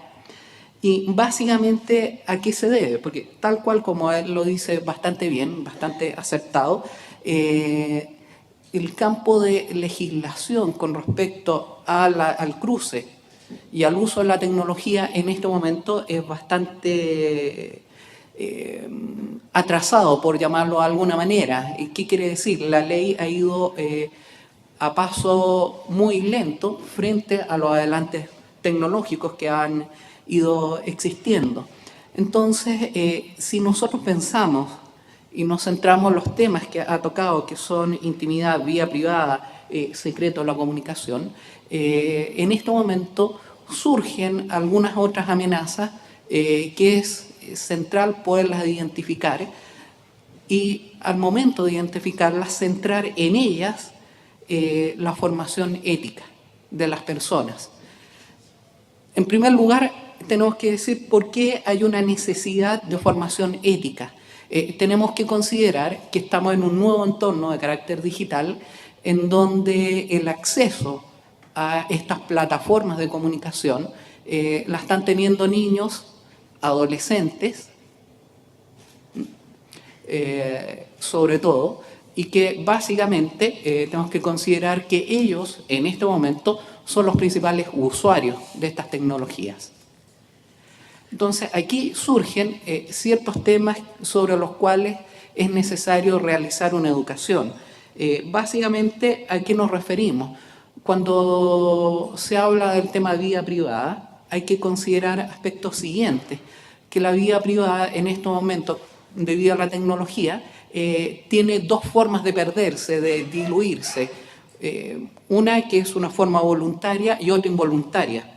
Cuando nos referimos a la forma voluntaria, nos estamos refiriendo que si nosotros hacemos un rápido mapeo de cuál es la actividad que tienen los niños y adolescentes, del uso que tienen de las redes sociales, nos vamos a percatar que básicamente ¿qué es lo que hacen? Es subir fotos, chatear, conversar, poner sus estados de ánimo, básicamente. Entonces, ¿cuál es el resultado de ello? Podríamos decir que en este momento el resultado que tenemos es que la vida cotidiana de jóvenes y adolescentes, niños incluso, está bastante cruzado por lo digital. Es decir, lo digital se ha convertido en la forma principal de socializar. Es decir, si a nivel de comunicología durante los años 80 el usuario de la tecnología era una persona aislada, en este momento el joven y el niño aislado es el que no es usuario de la tecnología. Es decir, en este momento, para jóvenes de 20, 25 años, 18 años, la forma en la cual realizan su vida es a través de Facebook, a través de distintas plataformas. Considerar como lo siguiente, que dentro de esta pérdida voluntaria está el uso de redes sociales como Foursquare y todo tipo de redes sociales de geolocalización, incluso ya es común en Facebook, que se coloque dónde está. Entonces, hemos ido llegando a distintos lugares. El segundo punto de la pérdida involuntaria, que es algo que es necesario considerar, que en el caso de los adolescentes sucede lo siguiente: en su gran mayoría la forma en que se conectan a Internet ya no es vía computador, sino que es a través de teléfonos inteligentes. Eso tiene bastantes consecuencias que es necesario considerar. Y que, aunque me meta un poco la pata en los caballos, podemos decir que la pérdida de la vida privada que se está teniendo, y si consideramos algo que es bastante novedoso dentro del estado del arte, es el tema de hablar del diferencial de privacidad. ¿Qué significa el diferencial de privacidad? Significa bastante sencillo, es que a través del rastro digital que van dejando las personas, a través del uso de los dispositivos, ¿cuál es este rastro? Normalmente todo teléfono celular y dispositivo móvil va dejando grabado toda la ubicación de geolocalización, el uso que se le da a las redes sociales, el uso que se le da al navegador, graba los números hacia los cuales hace las llamadas, los cuales recibe las llamadas. Además, se centra y guarda toda la información de los chats, los mensajes enviados a los correos electrónicos. Incluso hay capacidad para leer por robot. Esto no tenemos tiempo para desarrollar, pero es básicamente por motivos comerciales o políticos. Normalmente todos los mensajes que van por servidores Gmail, Hotmail, son leídos habitualmente. Entonces, ¿qué es lo que sucede? Cuando nosotros hablamos del concepto de diferencial de privacidad, ¿a qué nos estamos refiriendo? Nos estamos refiriendo que a través del registro, manejo y el data mining que se hace de toda esta información, es posible llegar a lo íntimo.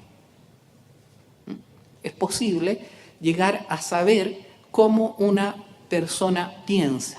Esto es cómo se observa normalmente. Normalmente todas aquellas personas que tengan cuenta en Amazon se van a dar cuenta de que todos los meses le van a mandar un correo electrónico con los libros que le sugieren ellos, pero que no sugieren a una categoría de personas, sino de que a la persona específica.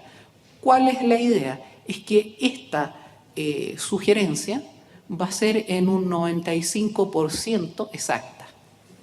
¿En qué sentido? ¿En qué sentido? Porque ellos disponen de la información de los libros que leen las personas, de los libros que ha visto, si quiere comprar o no, disponen de toda esta información. Además, toda esta información se va recolectando de distintas fuentes y se va compartiendo sin que las personas se den cuenta. Cuestiones que es necesario considerar es que solamente en el caso de las búsquedas de Google, toda esa información queda, en el caso de las personas que tengan cuenta en Gmail, toda esa información queda almacenada con nombre y apellido, y queda histórico. ¿Y qué es lo preocupante? Todas aquellas personas que antes del cambio de política de privacidad que entró en vigor el 1 de mayo, que no accedieron a toda su información, ya no tienen posibilidad de borrarla. Entonces, toda esa información queda disponible y ya han habido bastantes casos en que toda esa información ha sido filtrada a distintas fuentes.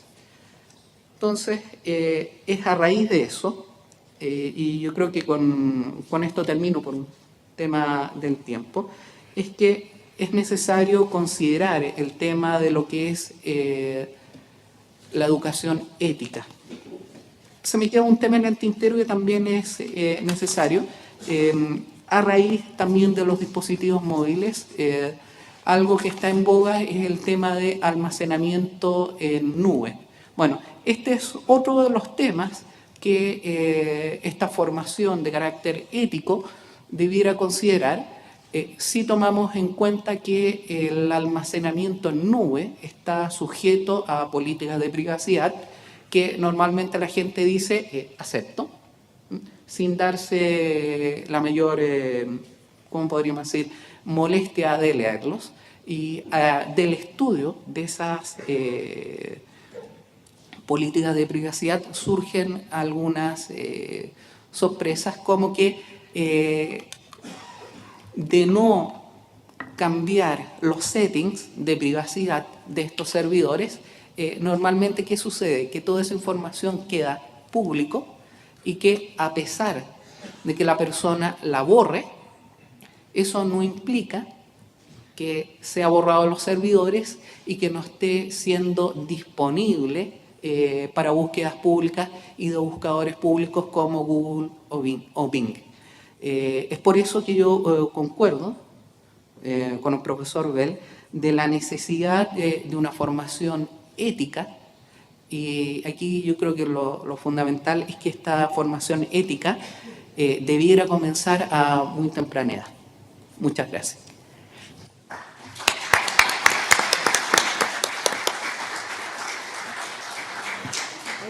Muchas gracias a los panelistas por respetar el tiempo, lo que nos da la posibilidad de hacer preguntas al público e interactuar.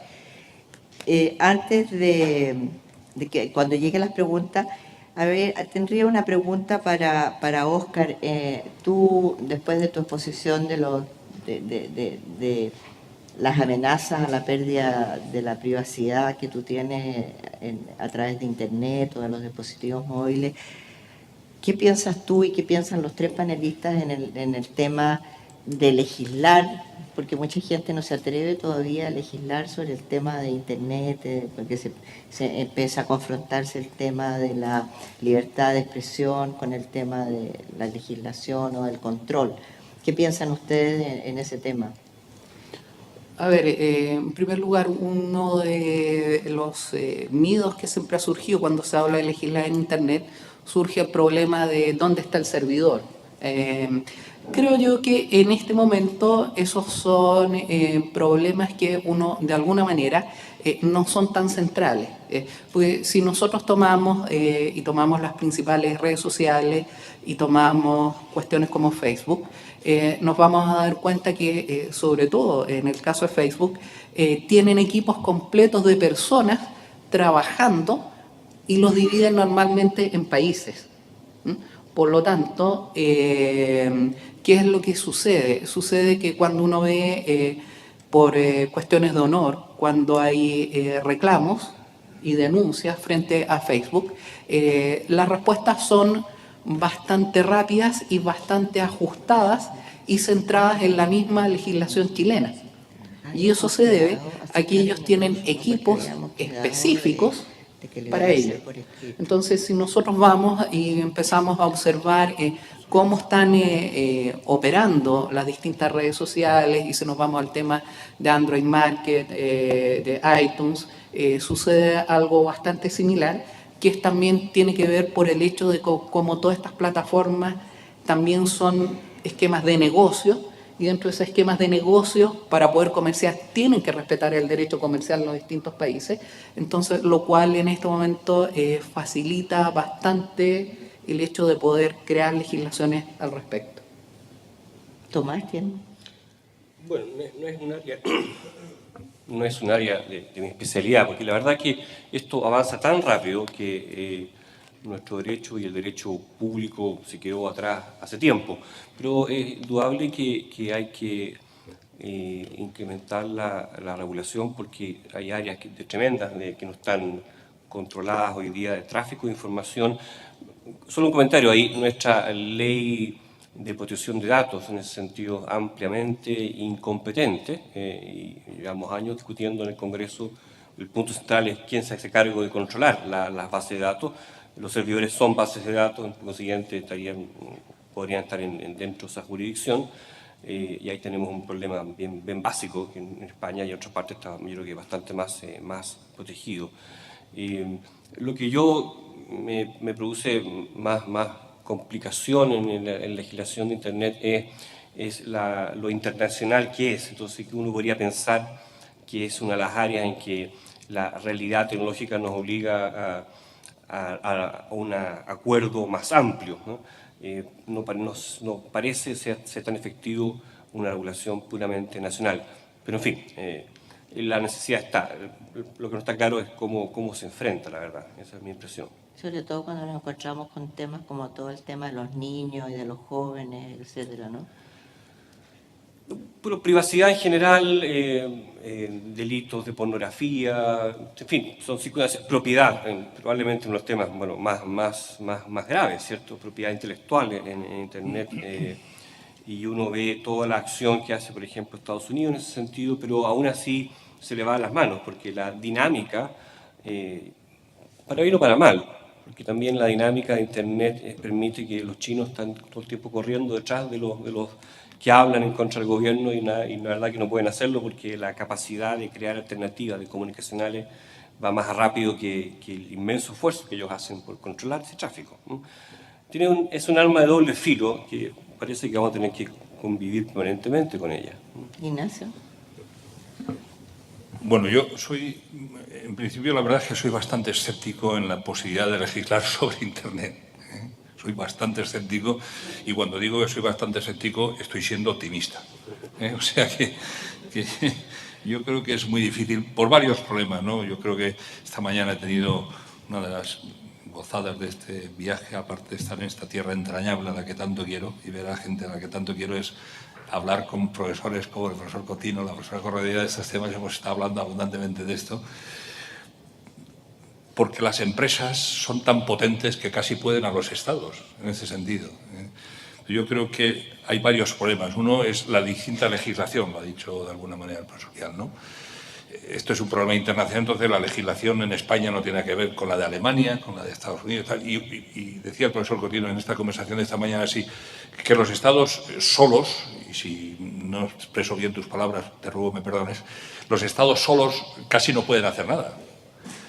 Y la Unión Europea, que ya es algo más serio, podría hacer algo, pero resulta que sus estados tienen cada uno su legislación diferente, ¿no? Con lo cual yo soy bastante escéptico. Lo que comparto, lo que acaba de decir el profesor Vial, es la necesidad. O sea, es una cosa que es necesario, pero que yo creo que estamos aún muy lejos de saber cómo podemos introducirnos en esa legislación. Globalmente hablando, antes he citado y se ha citado ahora también que en temas de la pornografía infantil, pues eso sí que hay avances y sí que hay. Pero globalmente hablando, en los temas que más me afectan en mi conocimiento, que son los derechos personales, pues si es de serles sincero, y siempre lo procuro ser, soy muy, muy escéptico. Bueno, ofrezco la palabra, tenemos un tiempo para preguntas. Bueno, soy Julio Fuente, quería hacer una consulta sobre la intimidad.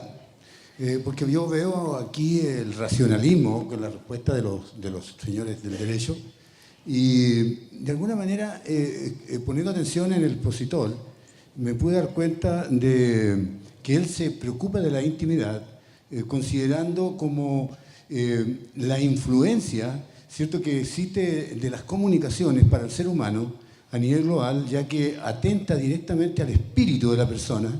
Y como espíritu, al recibir toda esa cantidad de información, de datos, de imágenes, como sea, va afectando de alguna manera a la personalidad del individuo, al alma, al software, o sea, al sistema operativo del ser humano. Y ese, por supuesto, que va a tener que alterarse con el tiempo. Y ahí aparece lo siguiente, que eso que con todas las amenazas que hay expuestas, no apareció la manipulación mental del individuo. Entonces, cuando escuché también dentro de la exposición, si las TIC verdaderamente afectaban o no, o si eran una amenaza, bueno, las TIC también podrían verse en ese momento así. Así que me gustaría ver si la intimidad está relacionada con el derecho a la información.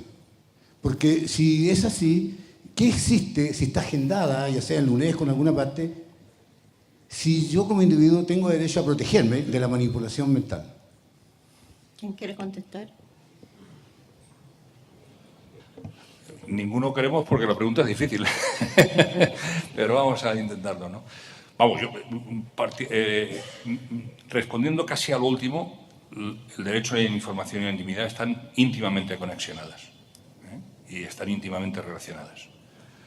Y la intimidad es una parte esencial del derecho a la información en cuanto derecho de las personas a permanecer y a tener su intimidad frente y utilizo esa palabra con sumo cuidado frente a la información, porque creo que lo he dicho, y si no lo digo ahora, la información no puede ser, no debe ser una amenaza a la intimidad, ni la intimidad a la información. Lo que ocurre en estos casos es que es necesario ponderar los derechos, es necesario ponderar las situaciones cada una y extraer consecuencias prácticas de cada una. Por supuesto, la manipulación es si le he entendido bien la pregunta, la manipulación es un grave riesgo a la intimidad, como es en general a todo, pero especialmente a la intimidad, sobre todo si es una manipulación ya que, y perdón por la redundancia, manipula el pensamiento, las ideas, etcétera, de las personas. Eso me parece gravísimo. Extrapolando esto, podría referirme a la publicidad subliminal que uno no domina y que es impulsado, y de esto la profesora Corredera sabe mucho más que yo, es una manipulación de la mente. O sea, cualquier manipulación en ese sentido me parece peligrosísima, ¿no?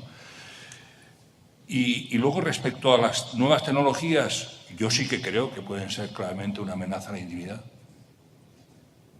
Porque, por ejemplo, la sabia combinación, y digo sabia en el sentido negativo, la sabia combinación de una serie de bancos de datos de las personas nos pueden extraer un perfil de una persona y podemos hacer con esa persona lo que queramos.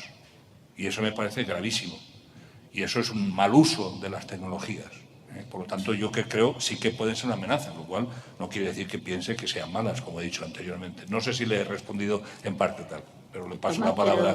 Tomás, tú también querías agregar algo. Sí, es que, bueno, si entendemos por intimidad aquello que está solo en la esfera interna, la conexión no es muy directa, la verdad, porque si salimos de la esfera interna, en realidad estamos hablando de privacidad, en la cual, por cierto, hay todo tipo de afectaciones que las hemos hablado. Pero aún si pensáramos en la intimidad, en esta acepción tan restringida, hay una conexión, no con el derecho a la información, que a mí no me gusta el término, porque información tiene que ver con datos objetivables normalmente, y la verdad que a mí prefiero el término libertad de expresión, que cubre todos los espectros comunicativos, la verdad, que pueden ser datos o no, pero también opiniones, y también expresiones no simbólicas, que están ciertamente cubiertas por la libertad de expresión. La danza, el arte, no son información, ¿no? Sería difícil incluirlos dentro de eso. Pero si pensamos en libertad de expresión como término, ¿no?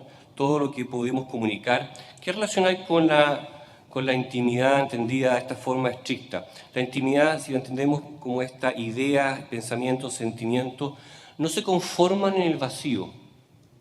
Nosotros nos conformamos en nuestra intimidad, en nuestra identidad como seres humanos en un contexto. Entonces dependemos del contexto, para bien o para mal, para conformarnos. Entonces, la restricción en la libertad informativa, la libertad de expresión, restringe y afecta la identidad, la creación de identidad, y restringe en ese sentido también la libertad en un sentido más profundo. Esto lo ha escrito un bien conocido filósofo inglés, Joseph Ratz. Una de las razones para ir contra la censura es que reduce los campos de vida, las alternativas de vida, porque también implica, cuando hay censura, que la censura, por ejemplo, sobre ciertos grupos, esos individuos que han sido su idea sobre ellos o han sido caricaturizados o discriminados en las comunicaciones, su identidad va a ser menoscabada, porque se van a ver como seres no apreciados, no respetados, o despreciados o discriminados por esa sociedad. Hay una conexión íntima entre el medio social, y las comunicaciones son básicas para el medio social, y autoconformación de la persona.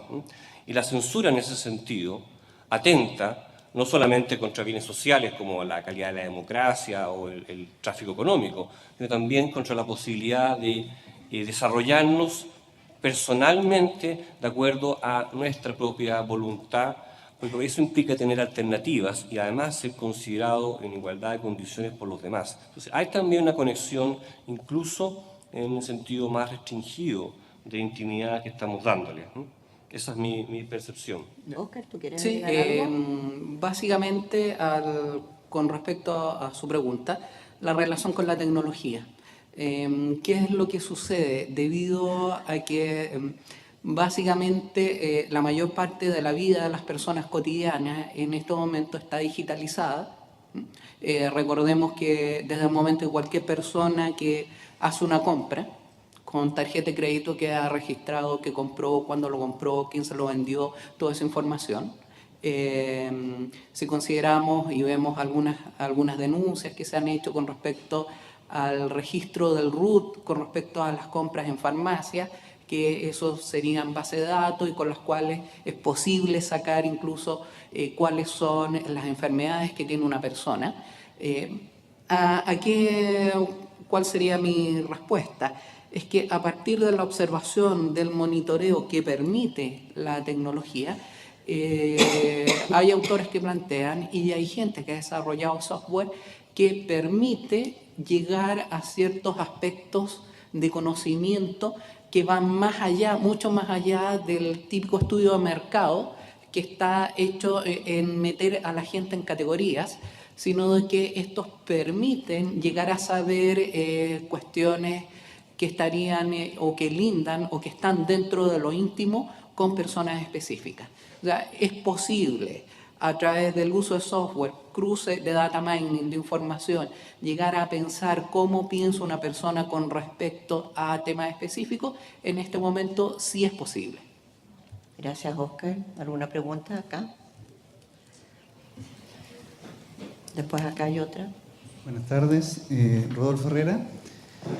En la década del 90, un autor escribe un libro que titula El fin de la privacidad, a partir de precisamente el contexto del ciberespacio que plantea el profesor Jaramillo. Entonces la pregunta apunta más bien a un comentario, o saber el comentario de ustedes frente a una afirmación de ese calibre. El poder entender que la ineficacia o la incapacidad para poder proteger o garantizar un derecho como el de la vida privada en un entorno de ciberespacio es suficiente como para poder entender una renuncia a ese derecho, al menos en ese ámbito digital. Y sobre la base de lo mismo, la opinión también del panel, si no será mejor dejar de lado el debate sobre ciberespacio o el cyberlaw, en este caso frente a la vida privada, sino más bien hablar de la protección de datos personales como el tema a tratar, diferente por lo tanto a la vida privada. ¿Quién contesta? ¿Esto yo? ¿Tú? No sé. Vamos a ver, si no he entendido mal, la primera parte de la pregunta era si era mejor, si era posible que llegase un momento a que la privacidad o la vida privada no existiese por efecto de las nuevas tecnologías. Pues sí, yo creo que sí. Yo creo que si no se pone coto, es posible. Es posible porque esos derechos personales a los que me he querido referir son endebles, en el sentido de que hace falta pelear, luchar, normas jurídicas, normas éticas para mantenerlos. Y, sin embargo, las nuevas tecnologías tienen una fortaleza y una fuerza impresionante. Por lo tanto, es posible. Lo cual espero que nunca sea posible, pero como posibilidad es. Esos títulos, ese libro, y como cuando se dice que la prensa va a desaparecer, etc., son también títulos que llaman un poquito la atención. Pero vamos, si no hacemos esfuerzos serios en nuestra propia vida y en nuestras competencias y le pedimos al Estado que lo haga y a los legisladores, es posible. En el segundo aspecto de su pregunta, los datos personales, claro, es que los datos personales es privacidad, quiero decir, es parte de la vida privada. Y si cogemos ese conjunto de datos personales, como ha dicho el profesor Jaramillo, y los vamos mezclando y uniendo y extrapolando, pues la privacidad de las personas se puede desaparecer. Y además ya hay experiencias en ese sentido, experiencias en el sentido de seguir a una persona, por ejemplo, ya se ha hecho hace mucho tiempo, con una Visa, un Mastercard o lo que sea, y saber exactamente lo que ha hecho en 24 horas, todo lo que ha hecho, dónde ha comprado y tal. Y claro, y de ahí deducir, porque si uno va a algunos sitios, pues cabe deducir una serie de cosas y va a deducir a otras, ¿no? Por tanto, el tema de las bases de datos, que creo que se han referido los dos compañeros que tengo en la mesa, es importantísimo que se regule, que se vigile, etcétera, etcétera, ¿no?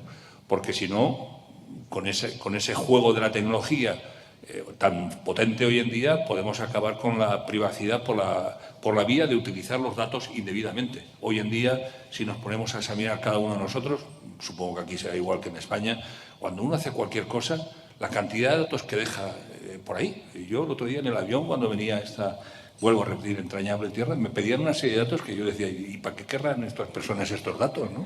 El nombre de mi esposa, pues Carmen, ya está, punto, pero ¿para qué? O sea, vamos dejando tal rastro, lo que también ha citado Óscar Jaramillo, estamos dejando tales rastros que, claro, un ojo de computadora, como le queramos llamar, uniendo y trabajando todos esos datos, nos puede destruir. Sí. Bien, la pregunta me parece bien relevante en los dos aspectos. La vida privada, el derecho a la vida privada es un derecho relativamente nuevo. Es un buen ejemplo de cómo el derecho va siendo moldeado y tirado en realidad por la economía y por la tecnología. Es un derecho que legalmente comienza hace unos 100 años en Estados Unidos, constitucionalmente en los últimos 50, en Chile solamente reconocido en la actual Constitución. Justamente la tecnología la que ha puesto esto en cuestión.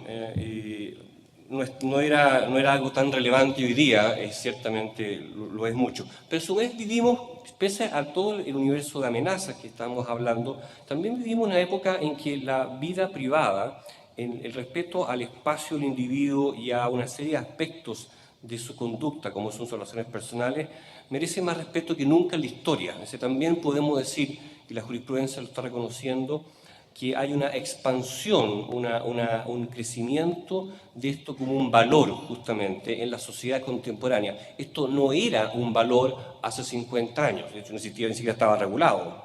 Y las sociedades, que eran sociedades mucho más colectivas, mucho más homogéneas, la vida privada del individuo no era existente, no era relevante, no había vida privada de hecho, no podía haber en una comunidad pequeña, homogénea.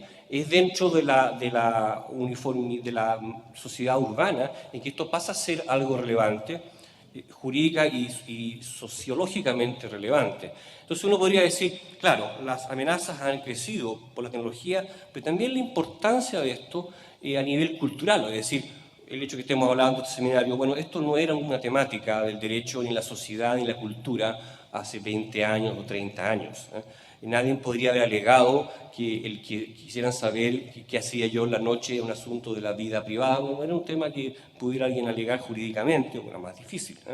Entonces tenemos una cosa que es dicotómica. Por un lado, las amenazas crecen exponencialmente, pero también la importancia social y cultural de esto ha crecido. Ahora, la pregunta, y eso me parece muy relevante también, datos personales o vida privada. Bueno, primero hay que partir de una cosa, todo lo que hacemos hoy día, esta reunión, es entera digitalizable. Usted en realidad entero hoy día es digitalizable. Hasta la última de sus células va a poder ser digitalizable. Todo. Hoy día puede ser su ADN, ¿cierto? Basta que yo recoja su servilleta para que pueda tener su ADN. Estamos recién aprendiendo a leer el ADN, pero cuando tengamos completamente codificado en cuanto a los efectos, hoy tenemos el código, pero no qué significa en materia de salud y enfermedades, vamos a tener un mapa original suyo, porque la biología también se modifica por el contexto. Pero la cantidad de información que se puede recoger y que se va a recoger cada vez más es fantástica, todo es digitalizable en definitiva. Y claro, eso presenta un problema serio, pero yo concuerdo con el profesor. Puede que al final no tengamos una distinción, no se puede hacer una distinción entre el derecho a la vida privada o vida privada y protección de datos personales. Tengo mis dudas, es una buena pregunta, hay que pensarlo. Sí, hay que ser consciente que en materia de datos personales estamos en falla, y eso lo sabemos universalmente. Hay un problema, y básicamente yo creo que el problema está en que no tenemos acuerdo en quién vigila esto. Hoy día tenemos una ley que implica una acción entre tribunales, no funciona. Y era el estado de la ley de transparencia, o el nombre de transparencia, pre-ley de transparencia, lo que existía del 99, inútil. Entonces necesitamos un órgano que se encargue de fiscalizar, porque además tiene que ver con componentes técnicos tremendamente complejos. No estaría en los tribunales hacer eso. Requerimos un órgano fiscalizador con competencias decisoria, etcétera, etcétera. Y eso es lo que no hemos sido capaces de acordar. Óscar, ¿tú quieres Sí, agregar algo? con respecto al tema, la protección de datos personales surge como algo fundamental, pero hay que considerar dentro de este problema cuál sería en este momento el tema central. Y si vemos los casos que han ido sucediendo durante el último tiempo, cuando se producen los mayores problemas, es cuando se produce, o lo que sucedió en el caso de Google, cuando une las bases de datos. ¿Qué quiere decir esto? Que el problema y la información que se puede sacar no es tanto si las bases de datos están sobre temas específicos. El problema surge cuando se hace el data mining, que consiste en cruzar esa información con otras bases de datos. Entonces, yo diría que los énfasis habría que irlos poniendo por ahí. Es decir, si nosotros vemos el caso, vuelvo nuevamente a Google, el problema no es que Google recopile la información, o sea, no fue tanto mientras recopiló la información y creó una base de datos para uso de Gmail, otra para Google+, otra para el buscador. El problema surgió cuando unió las bases de datos. Y ahí pudo llegar al comportamiento de las personas. Entonces, el grave peligro surge ahí, ¿no? Además, piensen que no solamente lo unió con eso, sino que además lo unió con Android, ¿no? Que es toda la información que recopilan a través del software de los teléfonos celulares. Acá había otra persona que quería hacer una pregunta, sería la última porque estamos sobre el tiempo. ¿Hay más todavía? ¿Cortita? Cortita, no sé. Cortita y cortita la respuesta. A ver si nos podemos dar otra pregunta más. Hay que tener claro que Google no solo tiene esa información, sino que tiene la de todos los sitios web que hay en el mundo hoy día. O sea, Google nos tiene controlados. Pero yo quería tocar el tema de la transparencia, ¿eh? Nosotros, en los últimos años en el gobierno, ¿no es cierto?, ha expuesto datos de personas a través, ¿no es cierto?, motivados por el tema de la transparencia. Yo hoy día, cualquier persona que trabaje con el Estado, puedo saber todos sus datos, cuánto gana, cuánto ha ganado en los últimos años, de ahí puedo sacar el RUT, si con el RUT me voy a impuestos internos, puedo sacar, ¿no es cierto?, un montón de información, si tiene boletas, cuántas ha emitido, si me voy, ¿no es cierto?, a las páginas blancas de cualquier empresa telefónica, puedo saber dónde vive, si sé dónde vive, puedo saber si esa persona, o natural o jurídica, pagó las contribuciones, ¿no es cierto?, o cuántas contribuciones debe. Puedo saber si le trajo un regalo al hijo usando Chile Express, si tiene cualquier ítem importado o exportado, lo puedo ir ¿no es cierto?, al sitio de aduanas y sacar esa información. En fin, hoy día el gobierno, en aras de la transparencia, ha expuesto una cantidad infinita de datos. Ahora, si esto lo mezclamos con los datos que tiene Google, porque yo cualquier cosa que ponga en Internet pierdo inmediatamente ya no soy dueño de esos datos, sino que los tiene Google y los tiene indexados para siempre, ¿no es cierto? Estamos expuestos a un cambio radical de la forma en que nos relacionamos con la privacidad de nuestros datos. O sea, yo creo que hoy día es incontenible. O sea, nadie me priva a mí de yo tomar básicamente los links a impuestos internos, a aduanas, a los distintos sitios del gobierno y juntar toda esta información. Y la puedo juntar no solo en mi servidor, sino que yo puedo nada más que decir, no, esta información yo no la voy a juntar, sencillamente la voy a linkear. Aquí está impuestos internos, aquí está aduana, aquí está la Tesorería Nacional de la República, incluso puedo saber qué juicios estoy participando. Yo con mis datos personales entro al Poder Judicial y puedo saber todos los juicios que haya en los distintos tipos de, no sé bien cómo se estructura, ¿no es cierto?, de juzgados de este tipo, del trabajo, etcétera, etcétera. Toda esa información en aras de la transparencia está accesible a cualquier persona que tenga acceso a Internet, o sea, a todo el mundo. Entonces, ¿cómo relacionamos la transparencia con la privacidad? A ver, hay que considerar lo siguiente, si nosotros hablamos de transparencia, estamos hablando que estamos en una sociedad que podríamos decir es de cristal, en donde todas las acciones son propias. Yo creo que ahí habría que empezar a ver qué aspectos están dentro del ámbito de lo público y cuáles son los aspectos que ya entran al ámbito privado. No veo... a ver, en qué formas la relación es como... no la veo tan claramente. La pregunta la encuentro bien interesante, mi tesis doctoral es sobre ese tema. Y la transparencia sirve a una serie de otros fines, no es un bien en sí mismo, no es interesante en sí misma, sino que sirve a la capacidad de control de los ciudadanos de lo que hace el gobierno, que es nuestro, sirve a la capacidad de control de los gastos del gobierno, es una medida contra la corrupción, en fin, es una condición también para que podamos tener una informada libertad de expresión, porque si no hay capacidad de recoger información, tampoco podemos informar adecuadamente. O sea, hay una relación intrínseca entre acceso a la información, transparencia ayuda a eso, y libertad de expresión, calidad del debate, calidad de las decisiones públicas. Esos son los argumentos habituales para justificar normas de transparencia en el mundo, y eso es lo que explica que en los últimos 20 años hay una explosión de esa normativa. Obviamente la transparencia sirve a estos fines, pero esos fines tampoco son absolutos, ninguno lo es. Volvemos al tema de los límites. Quise decir algo sobre eso. Los límites que hay en la legislación y en la Constitución, yo soy un defensor y creo en la libertad de expresión y de información, pero el hecho de que haya límite no significa que los límites sean absolutos. Ningún límite es absoluto. Usted tiene que balancearlo justamente. Ni la privacidad es un bien absoluto, no lo hay en ninguna parte del mundo, tampoco en nuestra legislación, ni la libertad de expresión. Entonces, por supuesto que hay tensiones, tendremos que balancear, y el balance siempre, como es inevitable, la verdad, en el caso concreto. Entonces, habrá que ver en el caso concreto, a juicio de ponderación, qué beneficiamos, cuáles son los costos de beneficios mutuos.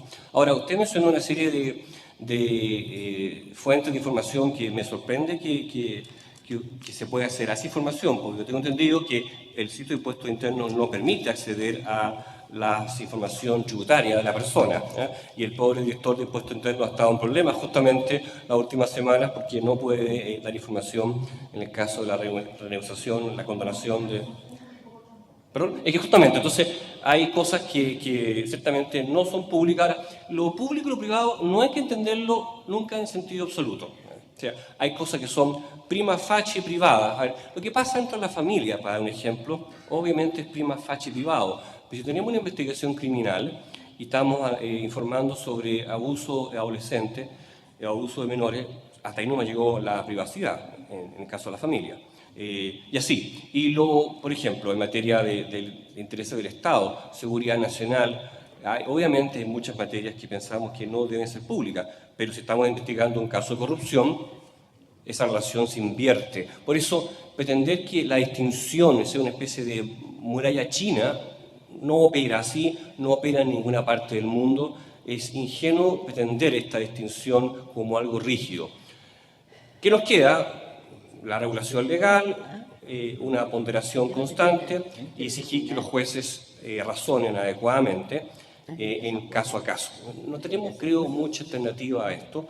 Lo que sí es importante es que tengamos regulaciones que sean lo más precisas posible, que tengamos fiscalización del abuso de esto, ley de base de datos, no tenemos una buena ley, los casos que están mencionando en buena medida también son problemas de ley de base de datos. Bueno, yo pienso que vamos a poder seguir conversando después del café y de la próxima mesa. Solamente yo quería terminar contándole que en el instituto nuestro que yo dirijo, pensamos que es súper importante el tema de la búsqueda de la información por cualquier persona y la entrega de información. Creer que los niños, todas las personas en este momento con un celular pueden buscar información, mandar información. Nosotros estamos haciendo un trabajo que nos parece sumamente relevante y es trabajar con niños y jóvenes en el tema de la educación sobre los medios de comunicación, con el objetivo de poder formar lectores críticos, audiencias críticas, que puedan discriminar cómo envían o no y reciben información. Había un profesor que tenía yo que decía que lo que hacía que periodismo fuera una carrera universitaria era el hecho de la entrega a los alumnos de periodismo de criterios éticos para poder discernir cómo, cuándo entregar la información, especialmente cuando se ven encontrados frente al dilema ético de informar o tener compasión, o la verdad y la justicia. Entonces, frente a eso, cuando el poder de buscar y enviar información lo puede hacer cualquier persona, pensamos que es muy importante también entregarle a los niños los criterios y criterios éticos. Entonces estamos en eso, en un programa con la radio. En poco tiempo más van a oír los niños opinando en la radio sobre distintos temas. Muchas gracias a los panelistas por su tremendo aporte y a todos ustedes. Agradecemos a la moderadora, señora Lucía Castellón, al doctor Ignacio Bell, doctor Tomás Vial y doctor Óscar Jaramillo por su interesante exposición. Hacemos un alto de 30 minutos y volvemos a este salón. Gracias.